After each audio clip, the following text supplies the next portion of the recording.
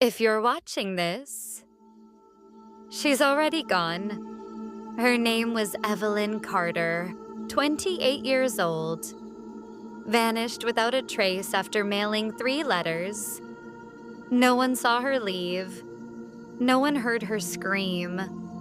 Just 3 envelopes, addressed to people who shouldn't have received them. The first went to her ex-lover. You said no one would believe me.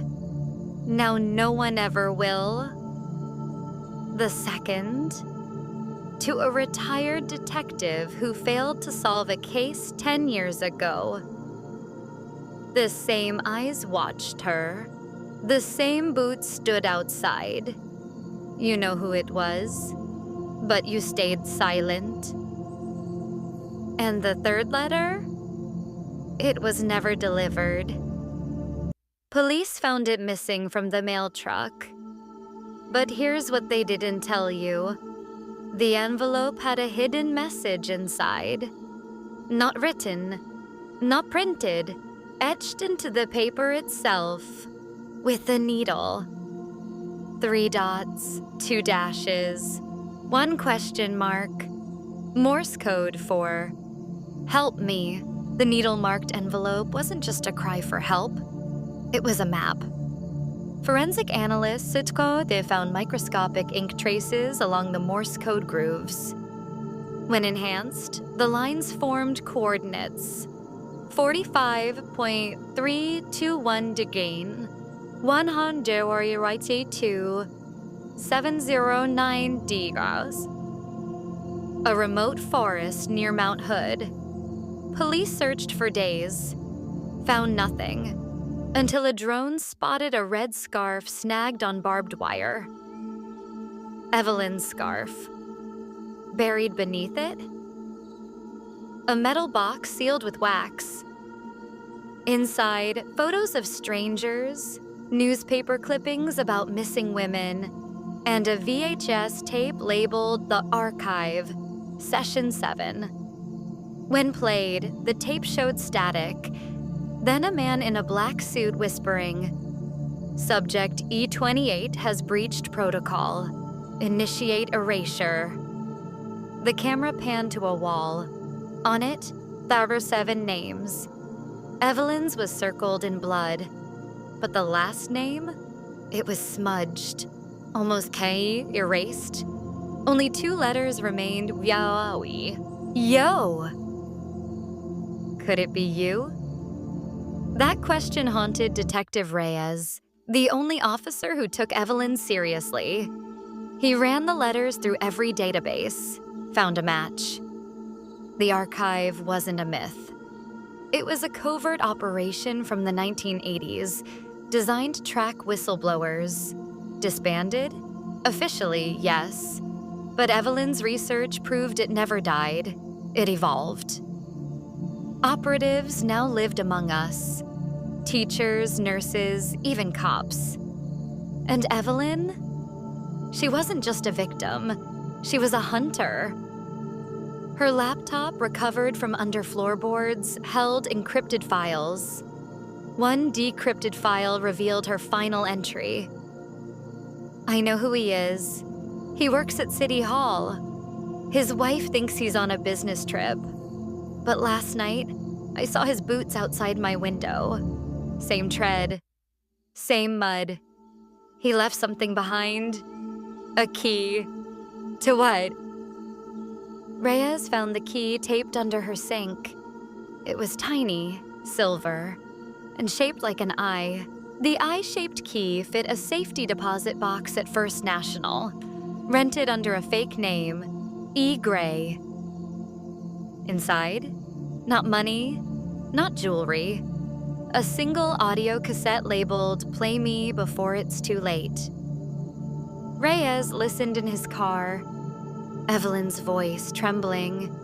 If you're hearing this, I'm already missing. Don't trust anyone at the precinct, especially not Lieutenant Cole. He visited me last week, asked about my research, but I saw his ring. Silver, with an eye symbol, same as the key, Same as the tattoo on that gas station receipt. Reyes froze. Cole was his mentor, his friend. He rushed to Cole's house, only to find the front door wide open. Lights off, coffee cup on the table. And on the wall, a message scrawled in red, "Stop digging, or you're next." Below it, a fresh envelope, addressed to Reyes, sealed with black wax, and stamped with a single symbol, an I. Reyes didn't open the envelope. He took it straight to Internal Affairs. Big mistake. By dawn, he was suspended for compromising an active investigation. His badge revoked, his phone tapped. Even his sister got a call warning her to stop talking to that paranoid cop. But Reyes knew the truth.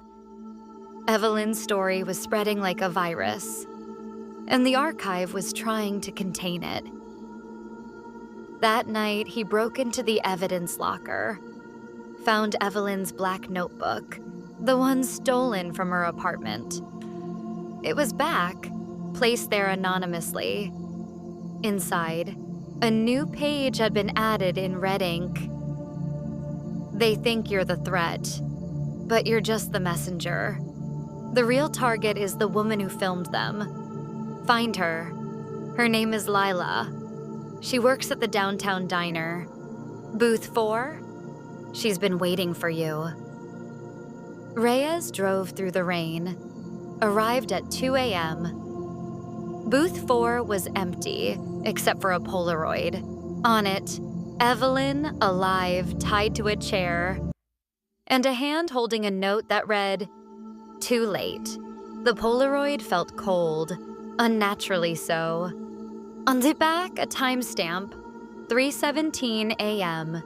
That morning, Evelyn was alive just 5 hours ago. Reyes turned it over. Beneath the image, new writing in shaky hand. "They're watching through your phone. Break it. Now." He smashed his phone on the diner floor. Glass shattered. But as he walked out, every streetlight along the block flickered off, then back on in sequence. Like someone was signaling or tracking him. He ducked into an alley, heart pounding. That's when he saw it. A tiny drone, hovering silently, red light blinking. It zipped away as he lunged. Back at his apartment, he found his laptop lid slightly open. He never left it that way.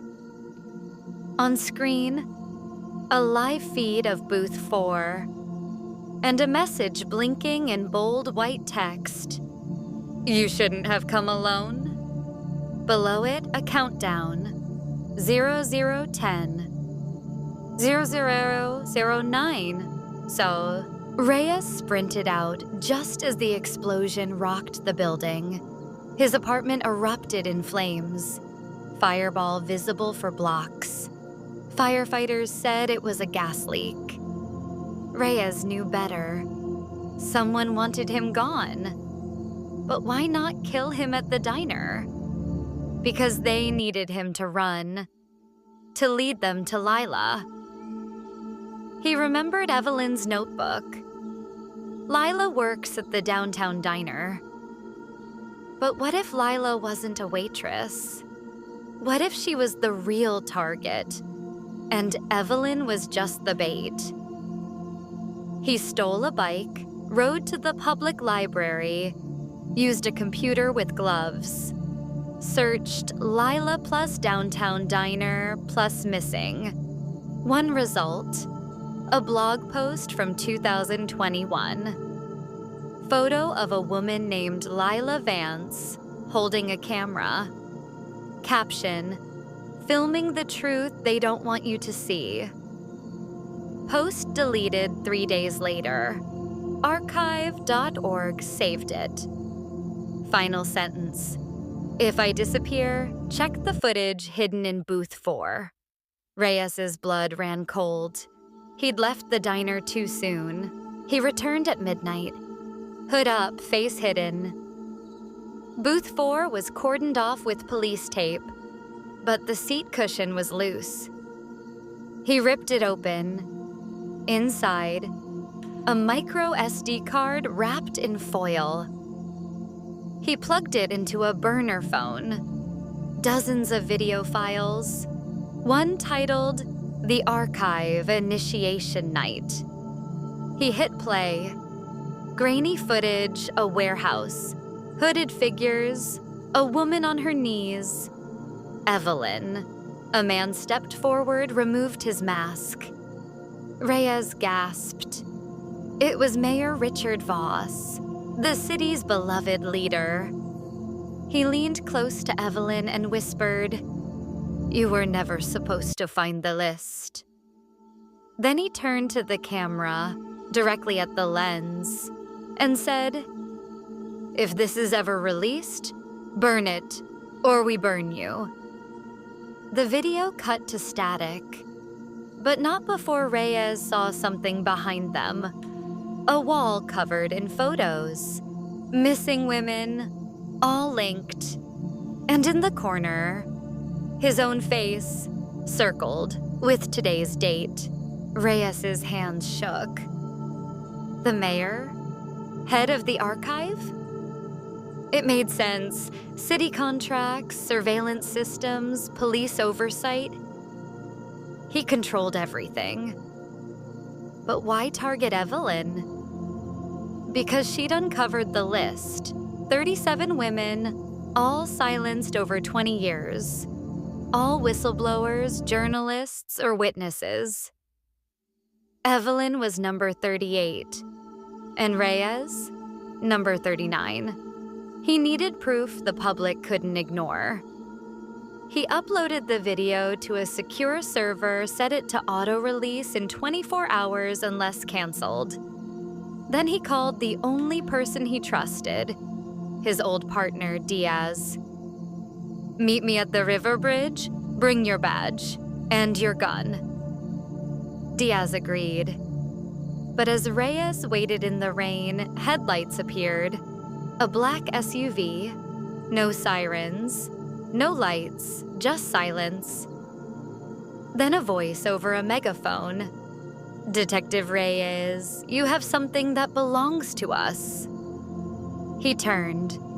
Behind him, 3 more SUVs, blocking every exit, and stepping out, Diaz, wearing a silver ring with an eye.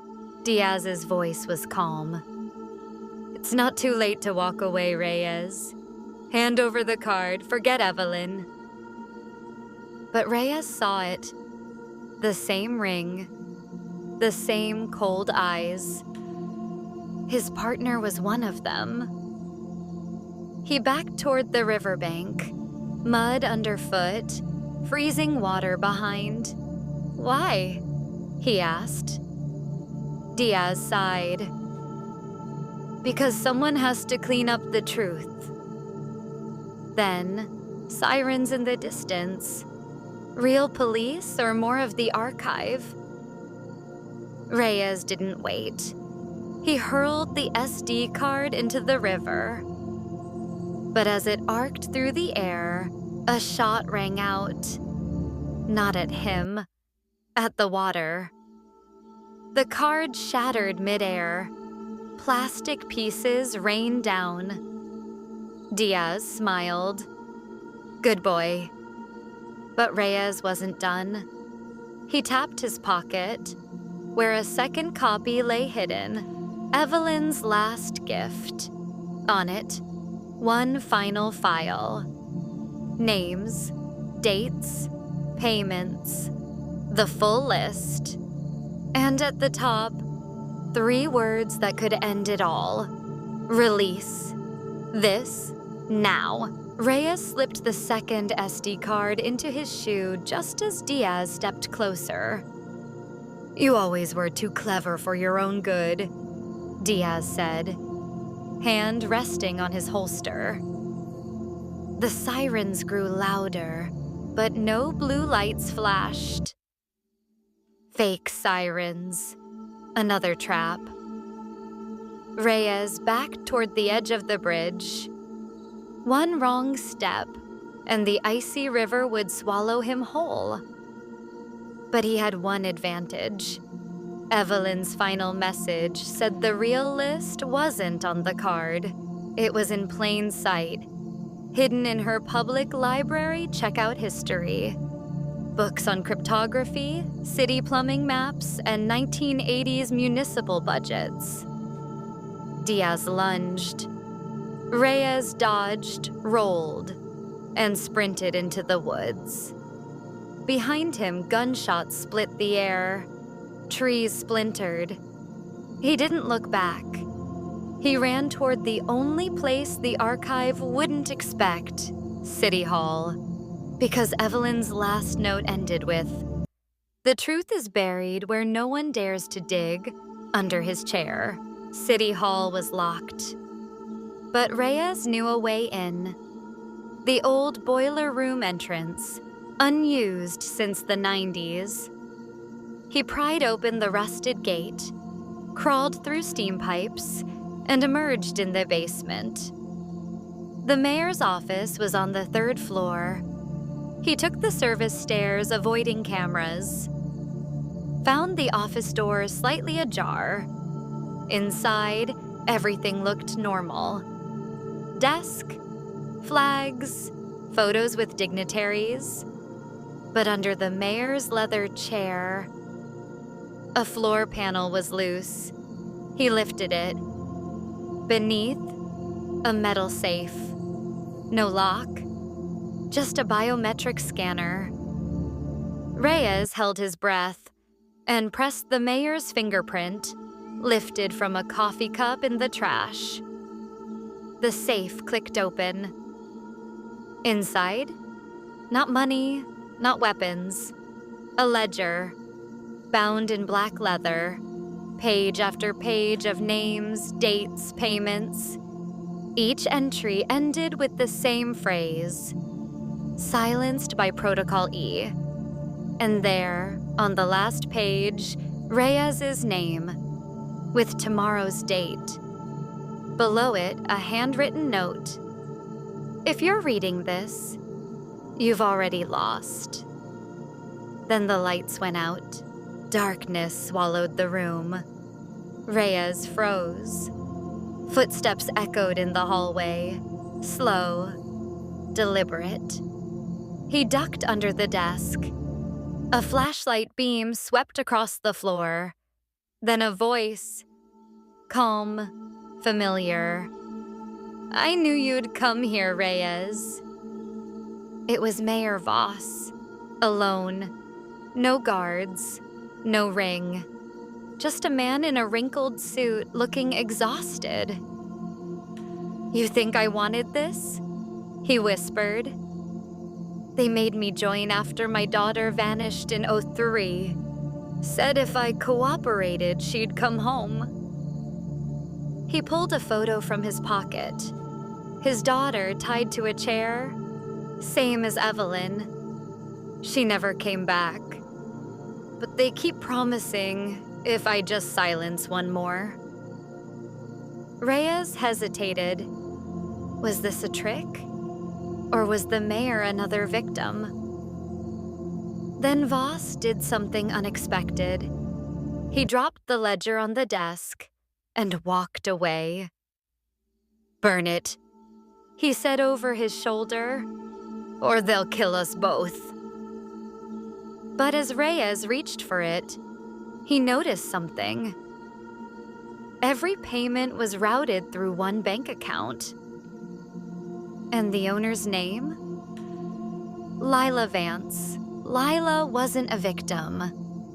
She was the banker, the money handler, the silent architect. Reyes's mind reeled. Why film the warehouse if she was part of it? Unless she was setting them up. He remembered the blog. filming the truth they don't want you to see. Maybe she wanted the footage leaked. Maybe Evelyn was her pawn. He raced back to the library, used another public computer, searched Lila Vance bank transfers Amitse, found a shell company, Gray Line Holdings, linked to offshore accounts. But one transaction stood out. $2 million deposited yesterday from the archive to Lila with a memo. Final payment for E28 containment. Containment? Not murder. That meant Evelyn was still alive, locked away, somewhere only Lila knew. And the $2 million? Insurance she'd stay silent. But Reyes had one lead. Gray Line's only physical address, a warehouse on Pier 17, the same pier where Evelyn's scarf was found. He grabbed a bike. This time, he wouldn't go alone. He sent the ledger scan to every news outlet.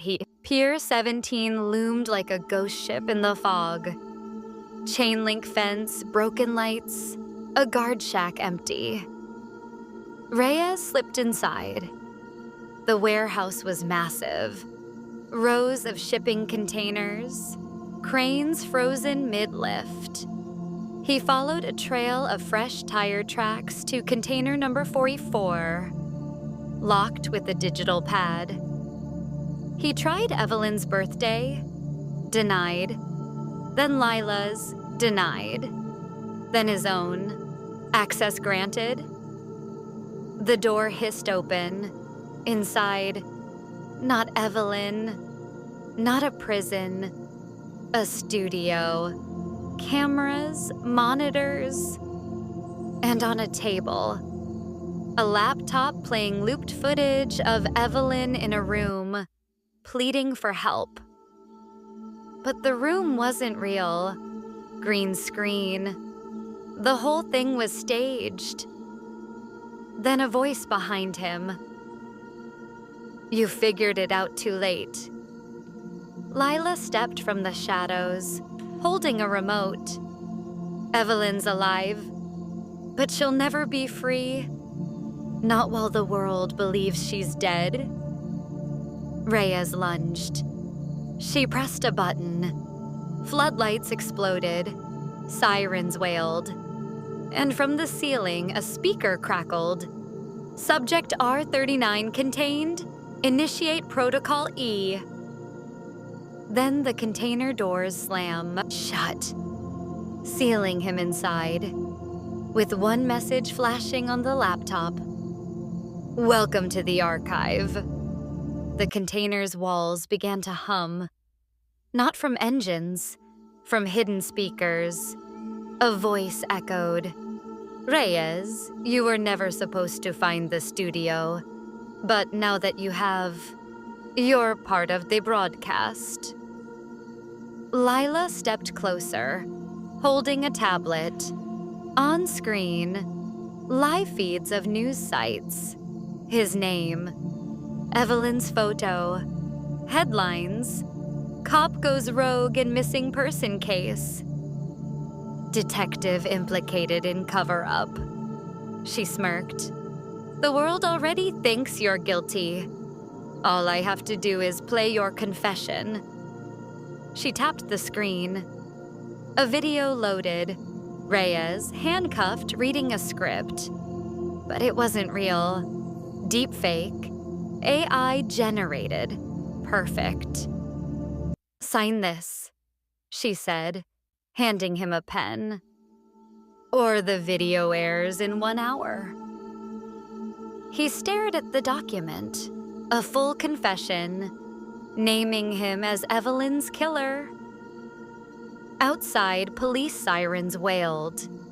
Real ones this time. They'd been called to arrest him for a crime he didn't commit. Reyes's mind raced. If he signed, he'd vanish into the archive system, just like Evelyn. If he refused, the deepfake would destroy him. But then he noticed something. The tablet showed a live feed from booth 4 at the diner. Empty. Except for a new Polaroid taped to the table. He pointed. "What's that?" Lila glanced, just for a second. Reyes kicked the tablet from her hand. It shattered. He grabbed the metal chair, swung it at the container's control panel. Sparks flew. The door lock disengaged just enough. He shoved it open, sprinted into the fog. Behind him, Lila screamed into a radio. "He's loose! Activate Protocol Epsilon!" He didn't know what that meant until every streetlight on the pier turned blood red. Then silence. No wind. No waves. Just a low hum. Like the city itself was watching and waiting. He ducked behind a crane, only to find a symbol spray-painted on the steel, an eye. And beneath it, "You're on camera." He ripped the camera off the crane, wired to a power line. But as he smashed it, a phone in his pocket buzzed. Not his phone. One he'd found in the container. Unknown number. Text. "I can help. Meet me at St. Mary's Church. Basement, 3 a.m. Come alone." No name. Just a photo attached. Evelyn's silver locket, the one she wore in every picture. He'd seen it in the fake footage. But this was real. The chain was broken. Mud on the clasp. He recognized the dirt, same as at Mount Hood. Someone had it, or found it. He checked the time, 2:17 a.m.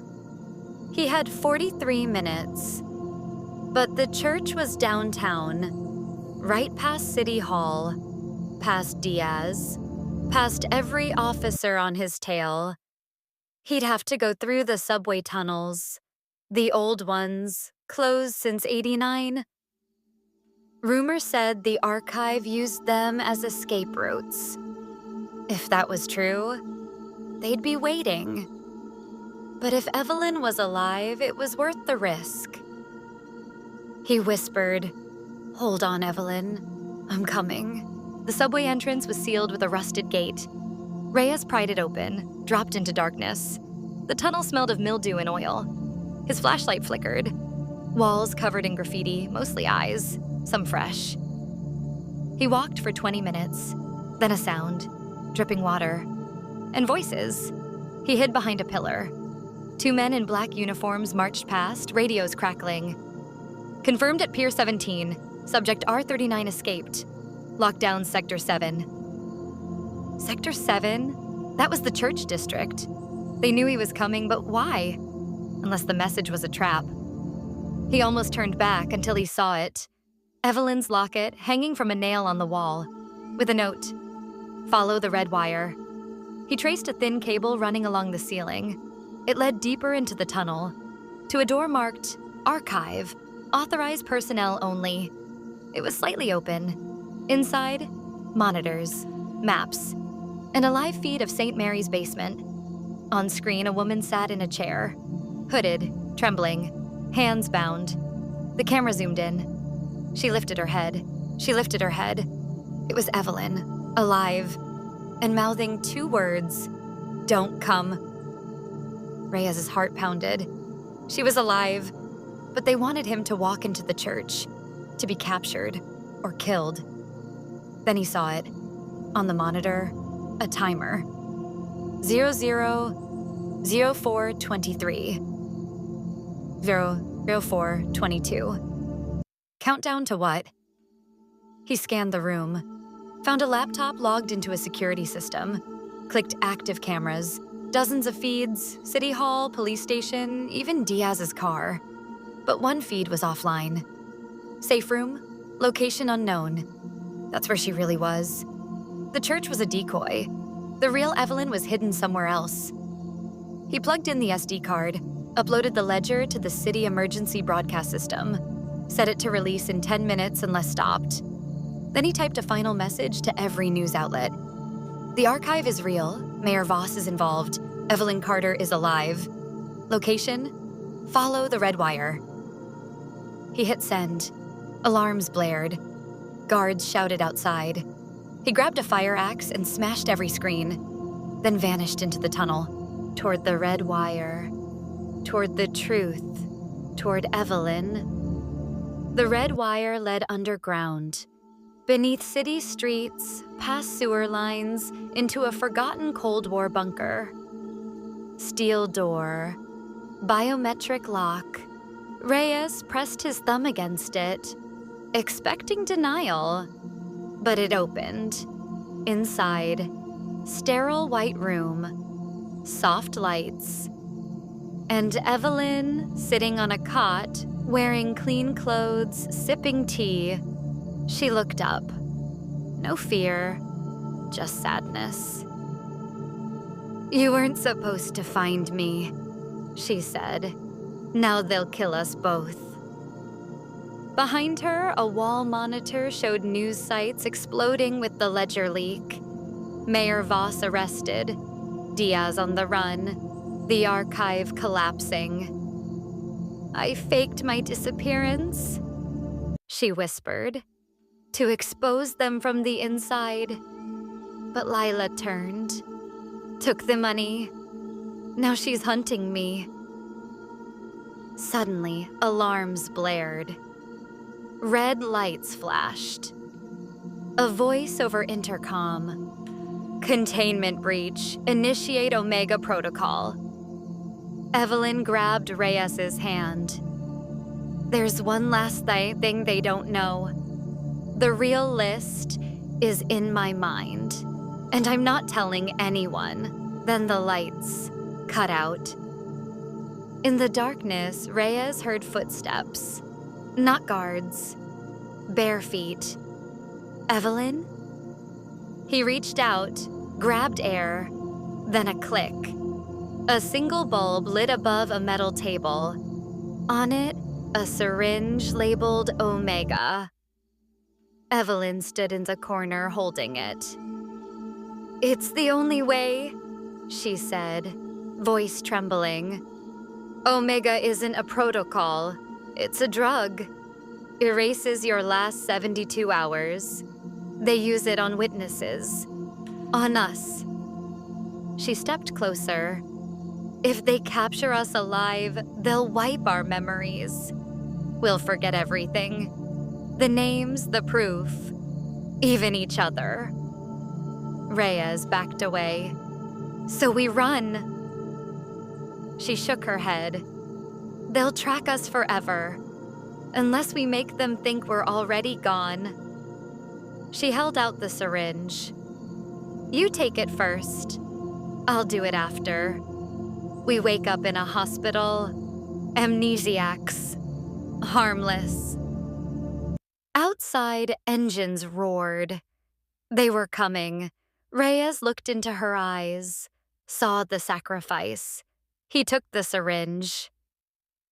"If this works, find me again." He plunged it into his neck.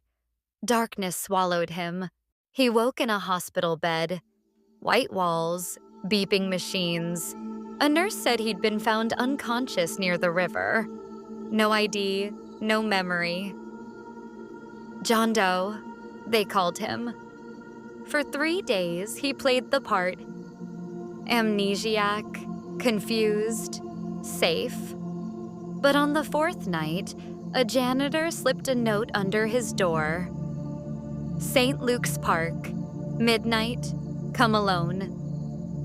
He went. Under a dying oak, Evelyn waited.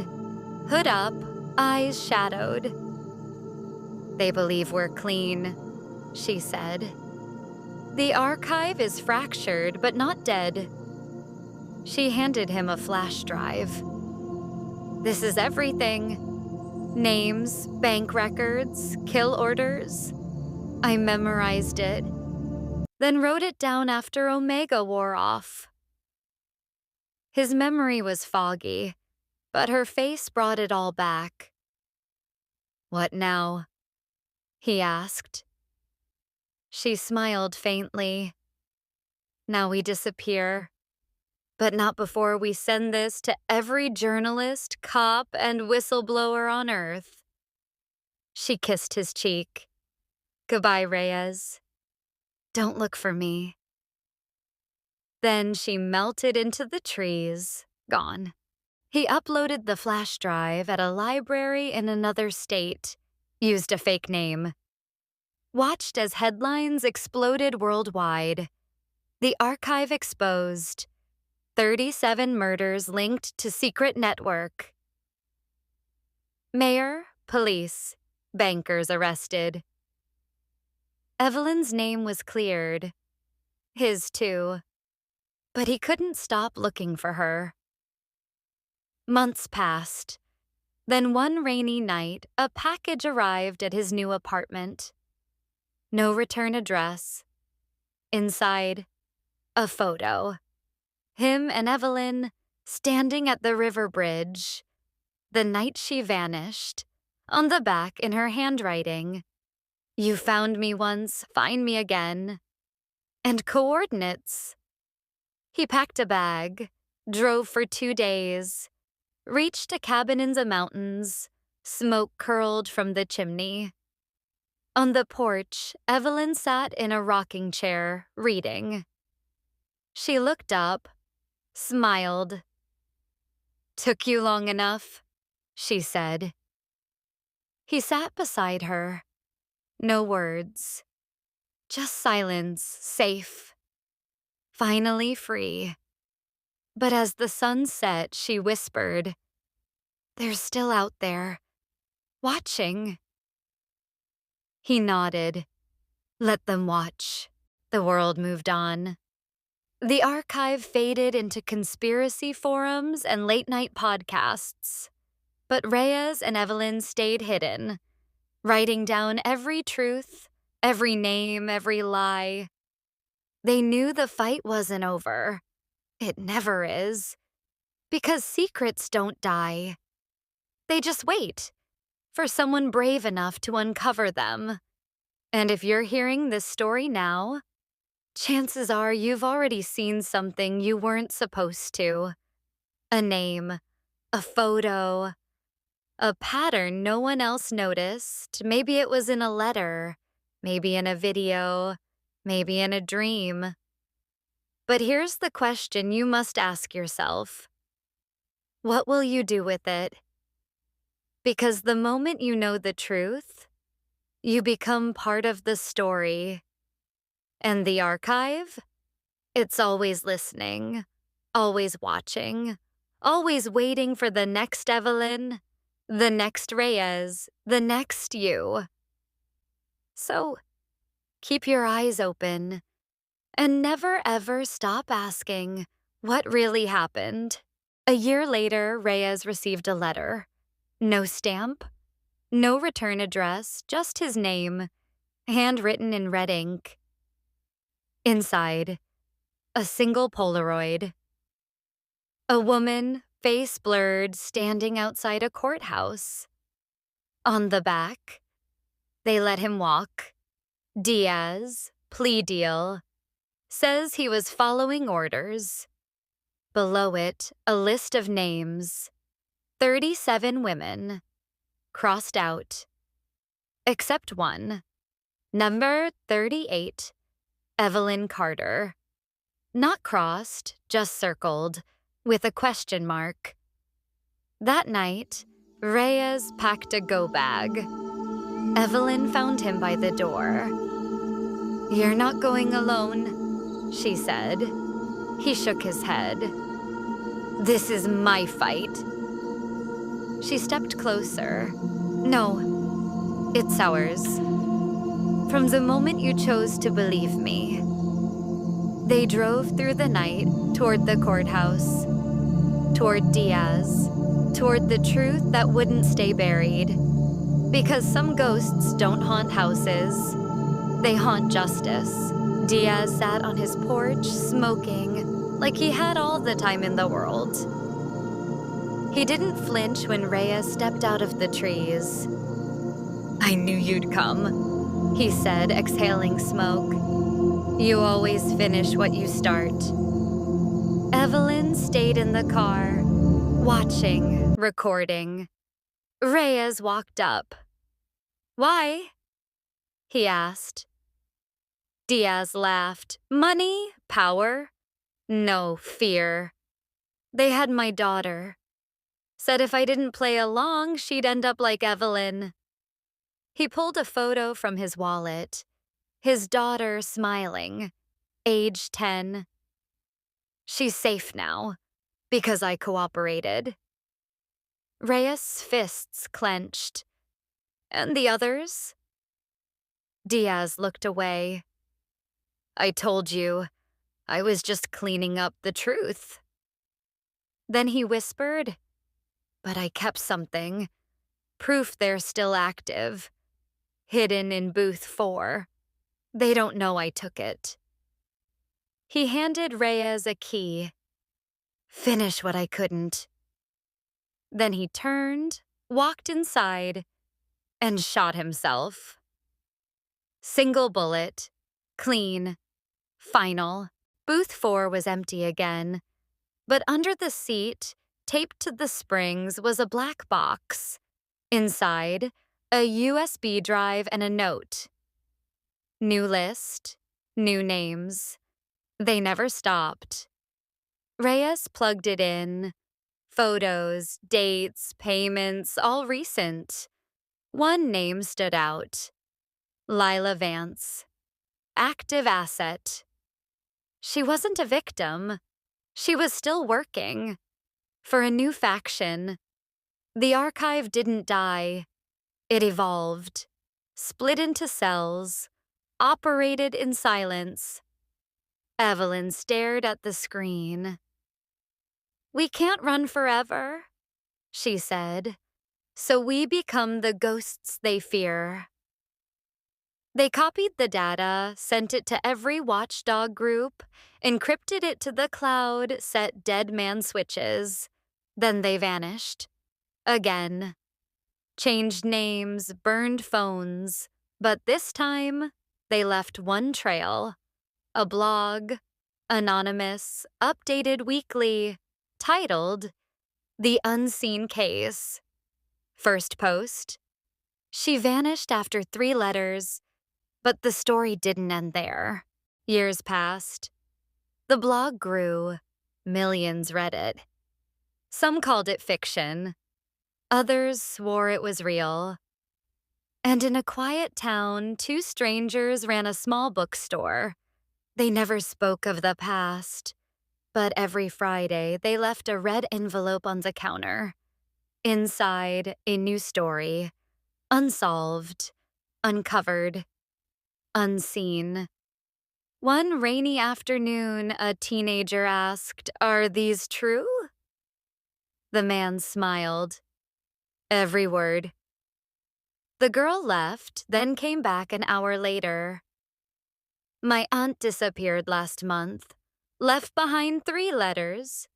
Just like Evelyn." The woman behind the counter looked up, eyes sharp. "What did the letters say?" The girl whispered, "Same as Evelyn's. You said no one would believe me. Now no one ever will." Silence filled the room. Rain tapped the window, and the woman reached under the counter, not for a book, but for a key, shaped like an eye. So here we are. You've heard the story. Maybe you believe it, maybe you don't. But ask yourself this. When was the last time someone vanished and no one could explain why? When was the last time a case went cold? For no reason. The archive isn't a name. It's a method. A silence. A shadow that moves when you look away. and it's still out there, watching, listening, waiting for someone to speak too loudly. So if you've uncovered something strange, if you've found a letter, a photo, a pattern no one else sees, don't stay silent. Share it, preserve it, because the moment you do, you break their power. And maybe, just maybe, you become the reason someone else survives. This is the unseen case. And the truth? It's never really over. It's just waiting for you to find it.